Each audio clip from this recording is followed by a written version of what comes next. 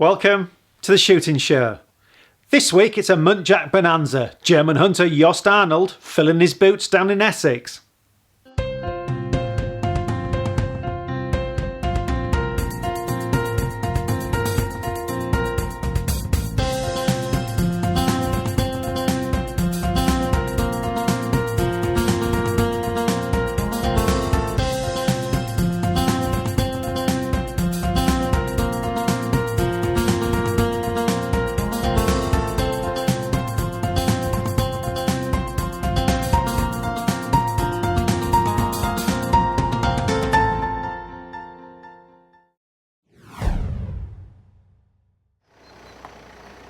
I'm taking on the role of stalking guide once again, this time to a German visitor who is eager to sample Muntjac stalking.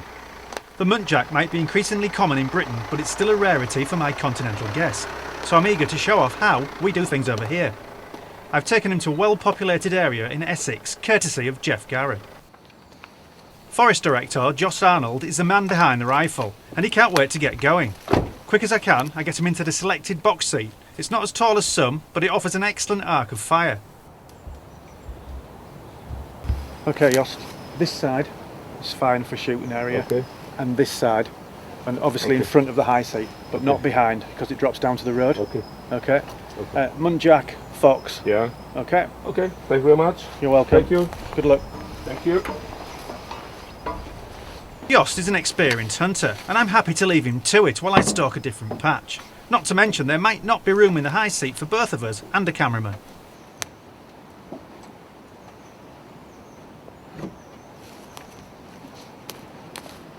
We've kitted Jost out with a Merkel Helix, ideal for a quick second shot if required, but one well-paced round is normally enough for Josty.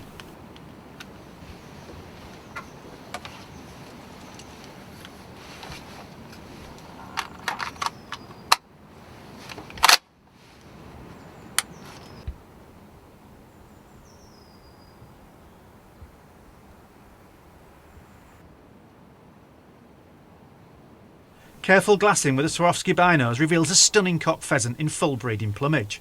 Then a squirrel puts in an appearance. The local fauna is out in full force, but no Muntjac as yet.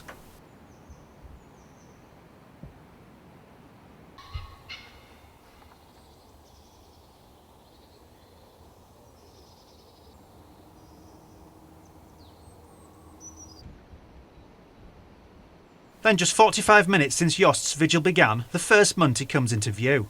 Clearly preoccupied, it keeps on coming closer.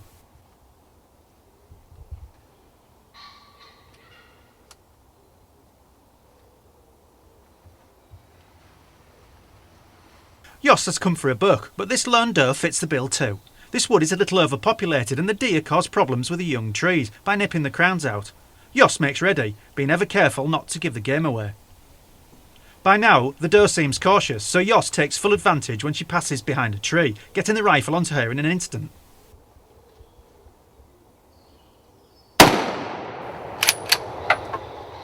Jost follows the script with a swift reload, but there's not much doubt about this decisive shot.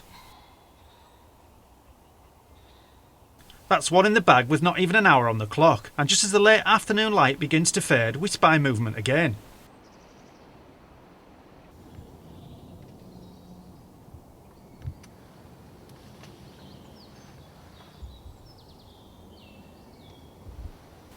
It's another doe, browsing along a similar line to the first. She seems uneasy though, so Jost puts in a small squeak to stop her and give him the moment he needs for a shot.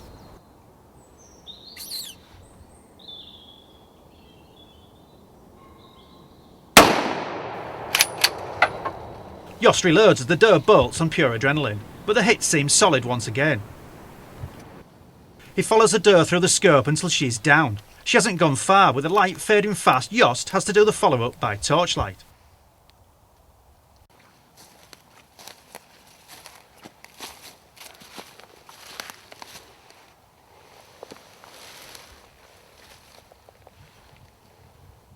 That brings an end to a short but sweet high seat session with 2 Muntjac on the ground. Extraction is the final task before we head back to base.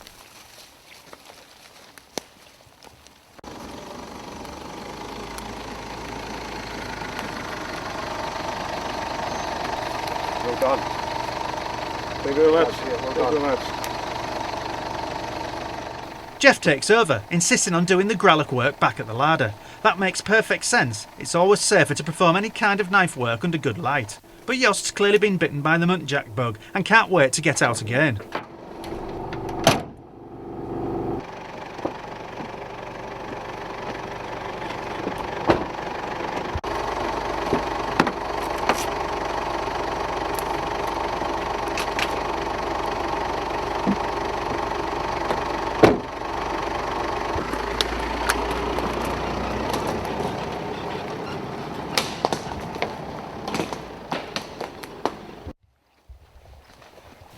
An early rise the following day sees Jost taking up position in a different high seat for the morning stint.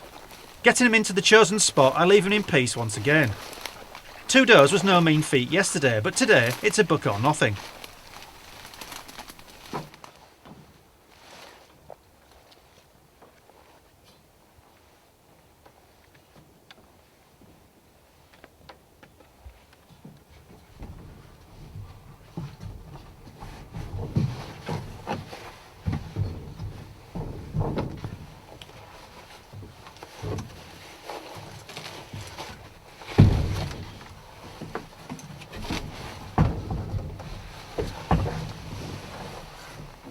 With a mag full of Gecko Express loads, Jost is once again ready for anything.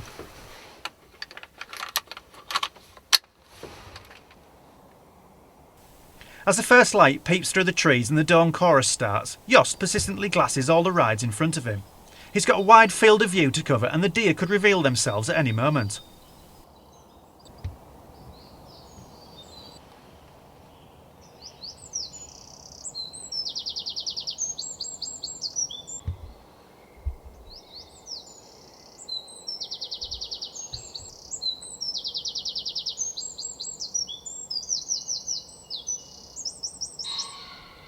All of a sudden, 2 rutting munties start tearing about, darting back and forth over the ride. Jost stays alert, but each time they appear, there's not even time to glass them with the binos before they're gone once again.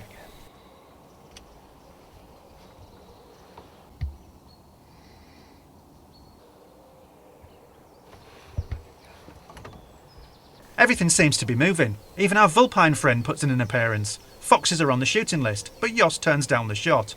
All he wants is that elusive Muntjac buck. And his luck is in. A buck crosses at the end of the ride.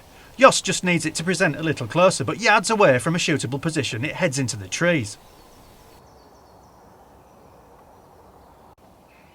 The wait continues as a small group of fallow join the party. With the local fauna so keen to declare its presence, it seems unbelievable we haven't had a decent opportunity so far. But that's hunting.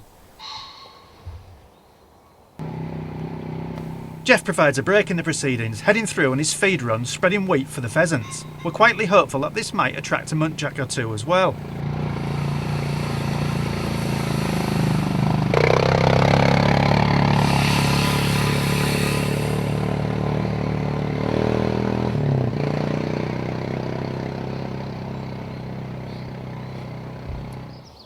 As the woods settle down once more, just into the tree line, Jost spots a Muntjac.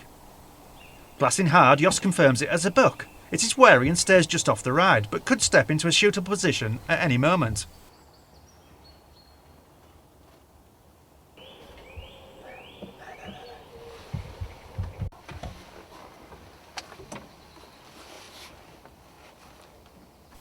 Safety off and Jost has him in his sights. This is it.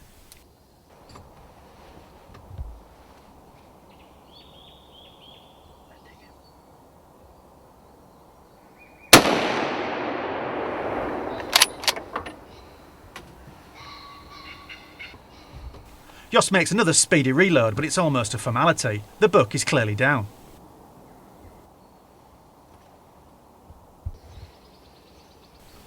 I'm due back in 15 minutes, so Jost stays put, recharges the mag and waits.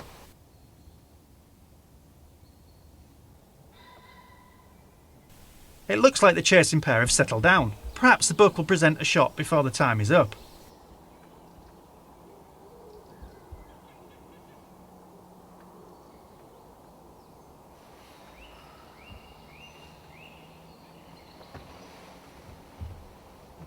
The buck scent marks, and Jost quickly readies the helix.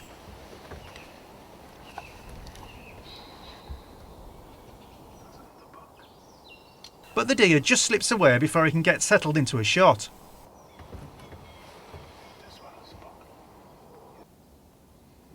That's the end of the morning's proceedings. Jost has brought his total to 3 and grasped the buck he desperately desired. He's certainly one happy German hunter.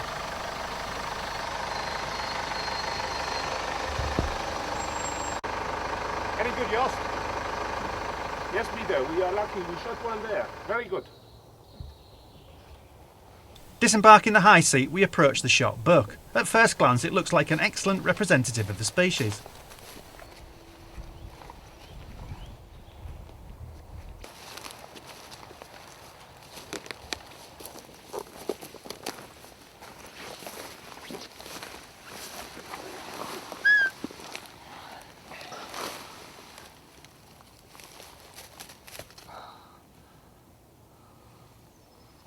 White man's heil, Jost. White man's Dank, Peter. Very good. Nice buck.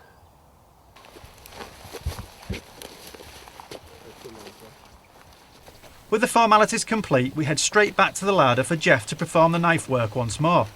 The advantage of Muntjac's small size is that transit of carcasses is extremely easy.